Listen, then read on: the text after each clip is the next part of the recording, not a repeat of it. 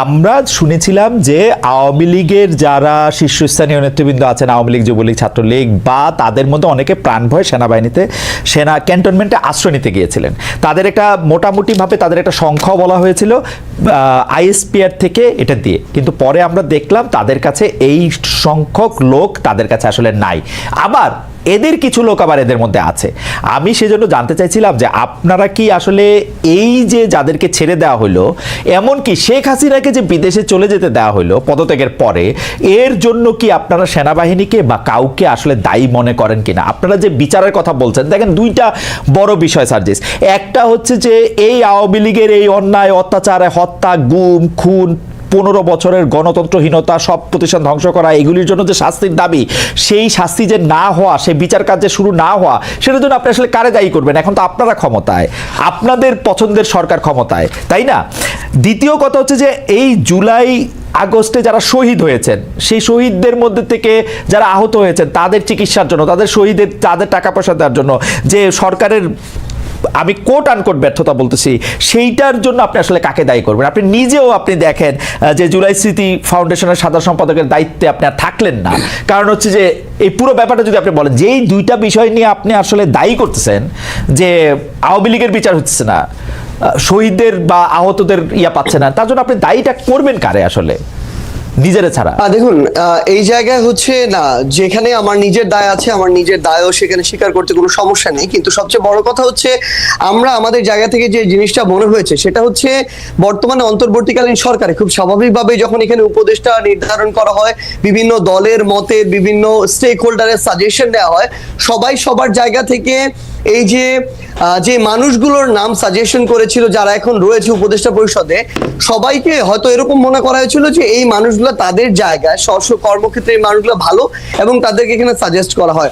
কিন্তু আমার জায়গা থেকে, আমার ব্যক্তিগত জায়গা থেকে মনে হচ্ছে এখন যারা আমাদের এই জায়গায় উপদেষ্টা পরিষদে রয়েছেন, অনেকের ক্ষেত্রে এই জিনিসটা খাটে। তারা হয়তো মনে করছেন যে বাংলাদেশের যে মানুষ যারা রয়েছে তারা হয়তো হয় তাদের মতোই সবাই ভালো, না হয় তারা মনে করছেন যে এই মানুষগুলো খুব দ্রুত ভালো হয়ে যাবে, একটা সুযোগ দিয়ে দেখি।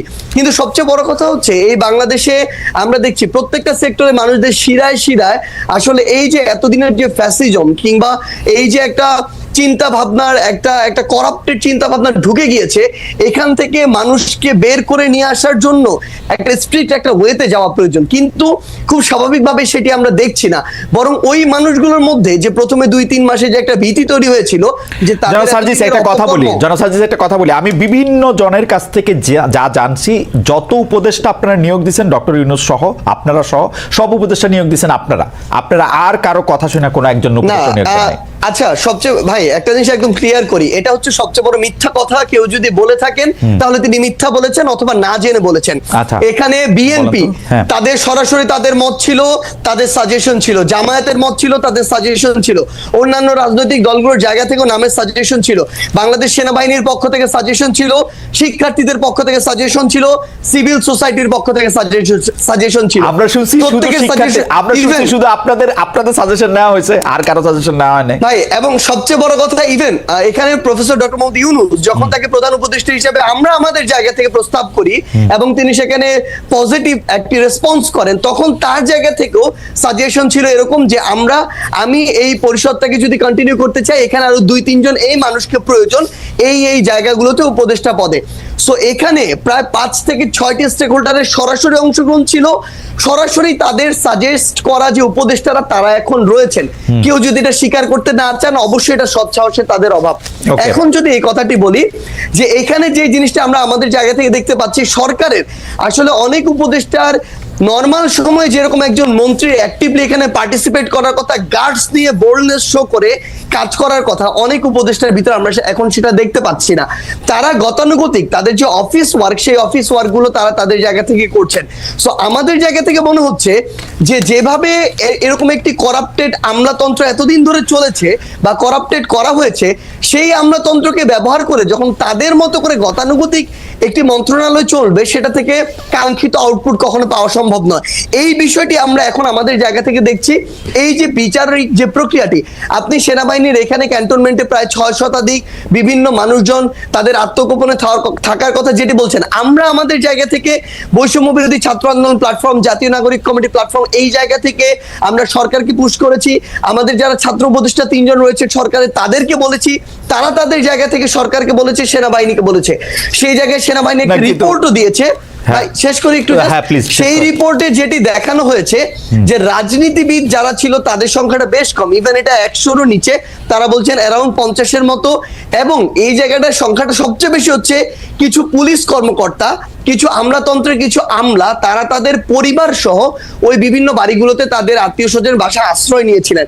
এবং সবচেয়ে বড় সংখ্যাটা হচ্ছে আমলা এবং পুলিশ, যারা এই হত্যাযজ্ঞের সাথে সরাসরি জড়িত ছিলেন, যারা ওই আমলাতন্ত্রে বসে শেখ হাসিনাকে সার্ভ করেছেন। সেই জায়গায় এখন সবচেয়ে বড় যে সমস্যাটি হচ্ছে, তারা কিছুদিন আত্মগোপনে বা কাজে ঠিকমতো অংশগ্রহণ না করে এখন বিভিন্ন ফর্মে আবার অংশগ্রহণ করছেন। কিন্তু সরকারের জায়গায় যে একটি স্ট্রিক্ট হয়ে যে একটি ব্যবস্থা নেওয়ার যে প্রক্রিয়াটি, সেটি আমাদের জায়গা থেকে আমরা দেখছি না। বরং আমরা যেটি দেখছি যে ওই আমলাতান্ত্রিক যে বিচারিক প্রক্রিয়া, ওই জায়গায় সরকার এখন ঢুকে সেই প্রসেসের মধ্যে দিয়ে যাচ্ছে। জনাব সার্জিস, আপনি তো আসলে বাংলাদেশে এবং আপনি বাংলাদেশের মোটামুটি 5 জন গুরুত্বপূর্ণ লোকের একজন, আপনি ভালো বলতে পারবেন। আপনি আমাকে একটু বলেন তো, আপনি বললেন যে উপদেষ্টারা আসলে তাদের দায়িত্ব পালন করার ক্ষেত্রে অনেকটা, মানে আমি কি বলবো, যে অনেকটাই পরিচয় দিচ্ছে না। কিন্তু আমি দূর থেকে বাংলাদেশটাকে যা দেখি, যে বাংলাদেশটাকে চালাইতেছেন আপনারা 3 জন, যে সমন্বয়ক উপদেষ্টা পরিষদে আছেন সেই 3 জন, এবং আপনি এবং জনাব হাসনাত আব্দুল্লাহ, আপনারা 5 জন। যদি ধরে নেই তাহলে এই যে কি জানি বলে নাগরিক কমিটির জনাব পাটোয়ারি, জনাব আক্তার, তারাও কিছুটা সরকার চালাচ্ছেন। আপনারা সব জায়গায় সালিশ মোকদ্দমা করতেছেন, আপনাদের কথায় আপনারা বদলি করতেছেন, আপনাদের কথা আমি যা শুনি আর কি, এইগুলি কি মিথ্যা? মানে উপদেষ্টাদের মধ্যেও অনেকে এইটি দেখতেছেন যে আপনারা যেটা বলতেছেন, আপনারা যেদিকে যাইতেছেন দেশটা সেদিকেই যাচ্ছে। ব্যাপারটা এরকম না? মানে আমরা জাস্ট আপনাকে একটা জিনিস বলি ভাই, মানে এই মুহূর্তে সবচেয়ে বড় সমস্যাটা যে জায়গাটাতে হয়েছে সেটা হইতেছে এই আমরা আসলে এই অভ্যুত্থানের সামনের সারিতে থাকার কারণে মানুষের এক্সপেকটেশনের কেন্দ্রবিন্দু হয়ে গেছে অল্প কিছু মানুষ। এবং এই জায়গাটাতে আমাদের এঙ্গেজমেন্টের জায়গা, যেমন আজকে যদি দেখেন আমার শহীদ পরিবার আজকে তাদের দ্রুত বিচারিক এই প্রক্রিয়ার জন্য তারা শাহবাগে আজকে অবস্থান করলো। এই শহীদ পরিবারের সাথে আমাদের গিয়ে কথা বলতে হয়, তাদের হয়ে কথা বলতে হয় দ্রুত যেন বিচারিক প্রক্রিয়াটা, অর্থাৎ সরকারের একটা অংশ হয়ে আমাদেরকে আবার এই মানুষগুলো লং টার্ম সাস্টেইনের জন্য বাংলাদেশের এই যে মানুষগুলো তরুণ প্রজন্ম যারা নতুন করে চিন্তা করছে, স্বপ্ন দেখছে, এই অভ্যুত্থানের স্পিডটাকে আমরা যদি ধারণ করতে চাই, আমাদের ওইরকম একটা পলিটিক্যাল প্ল্যাটফর্ম প্রয়োজন যেটা থেকে আমরা নতুন করে এই স্বপ্নটা ক্যারি করা আমাদের বেস্ট ট্রাই করব। সেখানে আমাদের সময় দিতে হচ্ছে। আমাদের জায়গা থেকে আমাদের প্রত্যেকটা জেলা উপজেলায় গিয়ে আমাদের যে নিজেদের যে প্ল্যাটফর্মগুলো সেগুলো গুছাতে হচ্ছে। এরপরে আমাদের যারা উপদেষ্টা রয়েছেন তাদের সাথে আমাদের যারা প্রতিনিধি সরকারে রয়েছেন, তারা যখন সরকারে থাকেন উপদেষ্টা, কিন্তু তাদের সাথে আমাদের একটা আলাদা কমিউনিকেশন অবশ্যই থাকবে, কারণ ফিল্ডের অবজারভেশনটা আমাদের তাদেরকে দিতে হবে, তাদের সাথেও আমাদের গভর্নমেন্টের ওই রেসপন্সটা তাদের থেকে নিতে হবে। সো এই যে প্রত্যেকটা বিষয় যদি দেখেন, প্রত্যেকটা বিষয়ে আমরা আমাদের জায়গা থেকে এগুলো বিভিন্ন ভাবে জনগণের এক্সপেকটেশন অনুযায়ী আমাদের কথা বলতে। একটু শেষ করি ভাই, কিন্তু আপনি যে জিনিসটা বললেন, এই যে সালিশের কথাটা বললেন, আজকে শাহবাগে আমার শহীদ পরিবার বসেছে, সেখানে তারা এক্সপেক্ট করে যাদের নেতৃত্বে অভ্যুত্থানে হয়েছে, আন্দোলনটি হয়েছে, তাদের কেউ একজন কথা বলুক, সেখানে যেতে হয়। আজকে যখন আমার আহতরা কোথায় বসে সেখানে যেতে হয়, সেটা তো অবশ্যই যাবেন সার্জিস, সেটা তো অবশ্যই যাবেন। আমি বলি আপনারা কি ফোন করে এসপি বদল করেন বা সচিব? একটা জিনিস বলি, হ্যাঁ, সচিব নিয়োগকে তদবির দেন। সবচেয়ে বড় সমস্যাটা এখন কোন জায়গায় হয়ে গেছে, যদি আপনি যে কোনো জায়গায় একটা সমন্বয়কের একজন নাম ব্যবহার করতে পারেন, স্পেশালি যাদের নাম সবাই চেনে, তাহলে আপনার সাতকুল মাপ। ইভেন বাংলাদেশের সবচেয়ে বড় যে পলিটিক্যাল যে রাজনৈতিক দলগুলা, এই বড় রাজনৈতিক দলের যে রাজনৈতিক ব্যক্তিত্বের নাম আপনি জানেন, বাংলাদেশের অধিকাংশ মানুষ জানে, তারাও সুযোগ পেলে এরকম দু একজন সমন্বয়কের নাম ব্যবহার করে বিভিন্ন জায়গায় বদলি করায়, বিভিন্ন জায়গায় বিভিন্ন তদবির করে। নাম ব্যবহার করলে বদলি হয়। এটাই সবচেয়ে বড় সমস্যা। আমরা তো কখনো চাই না যে এটা হওয়া উচিত, কিন্তু সবচেয়ে বড় কথাটি হচ্ছে যে জায়গাটাতে এই যে বাংলাদেশের এতদিনের যে কালচার, নাম ব্যবহার করে এতদিন শেখ হাসিনা, গণভবন 32 এসব নাম ব্যবহার করে বদলি হইতো, এখন তারা মনে করে যাদের নেতৃত্বে অভ্যুত্থান হয়েছে তাদের নামটা যদি ব্যবহার করি, এবং এই যে আমরা যাদেরকে কেন্দ্র করে এখন আমলাতন্ত্র পরিচালিত হচ্ছে, জুডিশিয়ারি পরিচালিত হচ্ছে, কিংবা অন্যান্য যে প্রতিষ্ঠানগুলো পরিচালিত হচ্ছে, তারা তো ওই ট্রেডিশনে অভ্যস্ত। তাদের রক্তে কিন্তু এই সুপারিশ, তদবির, ক্ষমতার অপব্যবহার, এখন যখন এই নামগুলো ব্যবহার করছে বিভিন্ন রাজনৈতিক দলের নেতাকর্মীরা, তখন তারা এই জিনিসটাকে মেনে নিচ্ছে, কারণ তারা এটা তো অভ্যস্ত। কিন্তু ভাই আমাদের জায়গা থেকে সবচেয়ে বড় কথা বলি, ইভেন যদি আপনি এরকম শুনেও থাকেন, এটা যদি 10 জন হয়, কয়েকজন মানুষের সমন্বয়কদের নাম ব্যবহার করে, এটা অন্তত 70-80 জন হচ্ছে বিভিন্ন রাজনৈতিক দলের গুরুত্বপূর্ণ রাজনৈতিক ব্যক্তিদের এই মুহূর্তে এটা হচ্ছে। আমি এই কথাটায় আসি। তা আপনি কি খেয়াল করেছেন যে আপনাদের যে এলজিআরডি উপদেষ্টা আছেন, আপনার সহযোদ্ধা জনাব আসিফ মোহাম্মদ সজীব ভুঁইয়া, তিনি একটি চিঠি লিখে বলেছেন যে এই প্রশাসক নিয়োগ দিতে হবে। এইটা কি মানে সেম না যে ধরেন আওয়ামী লীগের এলজিআরডি মিনিস্টার যিনি থাকতেন, তিনি আওয়ামী লীগের একজন লোককে মনে করলেন যে তাকেই প্রশাসক নিয়োগ দিতে হবে, তাকে প্রশাসক নিয়োগ দেওয়া হোক, এটা চিঠি দেওয়া হোক। এটি সেম সেম সেই যেটা, যেহেতু চিঠিটা সামনে আসছে সেজন্য বলতেছি।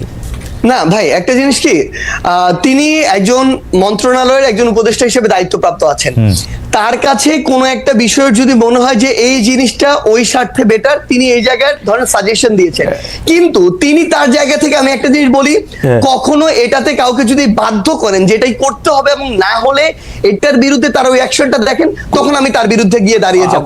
কিন্তু আপনি এটা বলেন ভাই, একদম ক্লিয়ার প্রশ্ন, আপনি এটা বলেন এরকম সিঙ্গেল একটা সুপারিশ যেটা সার্জিস করেছে, এরকম সিঙ্গেল একটা সুপারিশ যেটা হাসনাত করেছে, আমরা আমাদের জায়গা থেকে এটা আমরা মনে করি যে আমরা ওইরকম কোনো অথরিটি না যে এই জায়গাটি করতে পারে। আমরা আমাদের জায়গা থেকে এই দাবিটি তুলি, যেই দাবিটি আমরা তুলি, এই দাবি আমরা সোশ্যাল মিডিয়া ওপেনলি তুলি, কারণ আমাদের মনে হয় যেটা পুরো বাংলাদেশের জন্য প্রয়োজন, মানুষের জন্য প্রয়োজন, সেটা আমরা ওপেনলি পুরো বাংলাদেশের